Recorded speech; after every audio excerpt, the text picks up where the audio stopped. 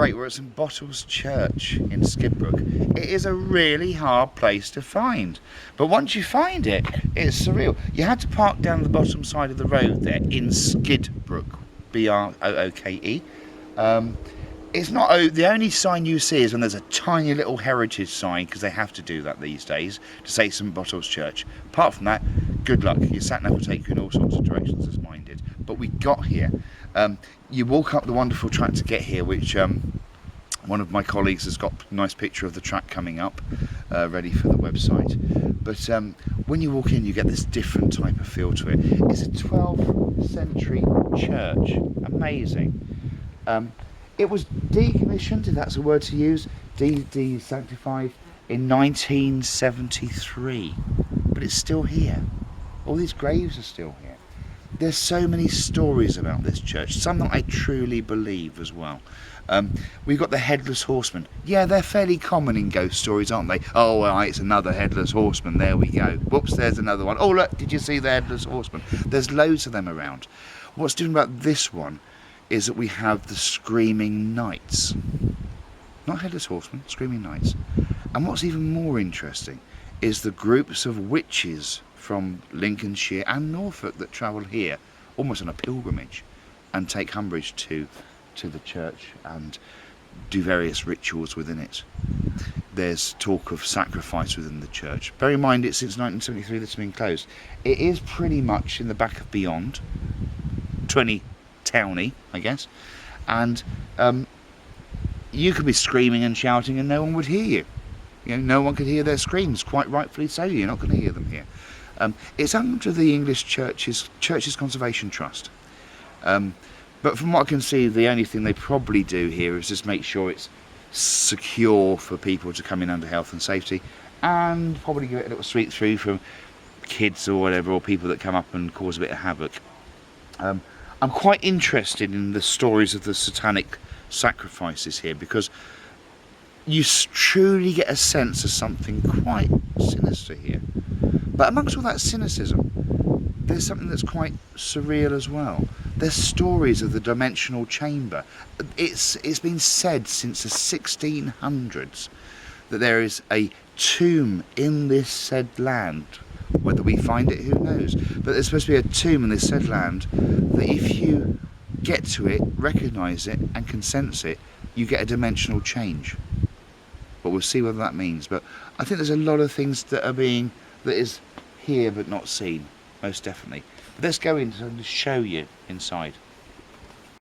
So inside St Bottolph's Church, and you get a sense, the energies change here all the time. People go, oh yeah, right, energies. But they do. You've got to come here to sense and sense it and feel it yourself. There's so many things. What was struck me in the earlier point of having a roam around the church was, in particular, this wonderful piece, which is totally out of English place. This. It's in the wrong place in the wrong time. And that's what I find particularly of interest. I would expect to see something like this, in the city of in Iraq, in Samaria. I wouldn't expect to see this in a decommissioned church that's clearly been there since the 1200s in Lincolnshire, in North Lincolnshire, North Links.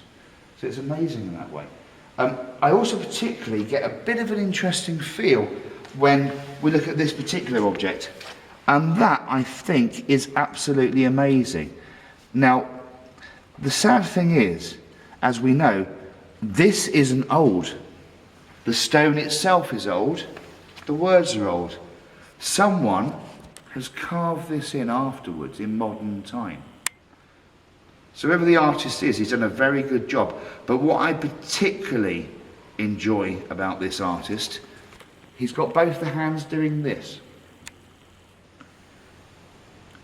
Yeah, that. Both hands are doing that, which is this. And that's what caught my eye straight away, to think what that's interesting. It's from modern time.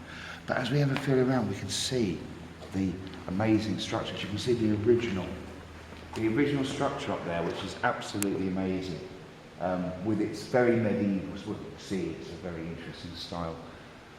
The old floor that would have been in there, staircases at the back, all the stained glass windows have clearly gone through vandalism or whatever. But I also love these two that haven't really been touched. You've got a husband who died in 1735 and his wife who died in 1737. So you've got two wonderful people in this tomb here, preserved, that no one's desecrated, no one's damaged. So out of all the rituals of witchcraft and satanic practices that have happened here, they very much left these tombs alone. So sometimes it's asked a question, what hasn't happened and why it hasn't happened.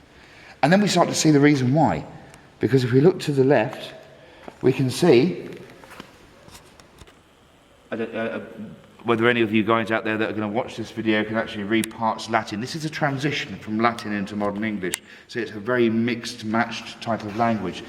We can see 1719, yeah? The person that came in here, certainly by witches, would not be decimated, desecrated, damaged, whatever way you want to put it. But there's no witch or coven is ever going to damage this particular tomb, which would explain why it's intact. So still in St. Botolph's Church. This is a talk of the sacrifice, and I truly, truly believe that something is seriously wrong here, guys. This is something that you can sense, and something wrong here.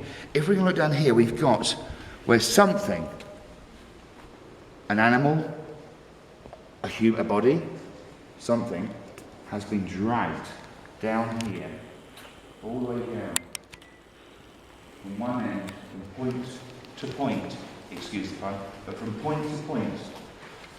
They've then been carried from here towards whatever altar was set up for Satanic ritual.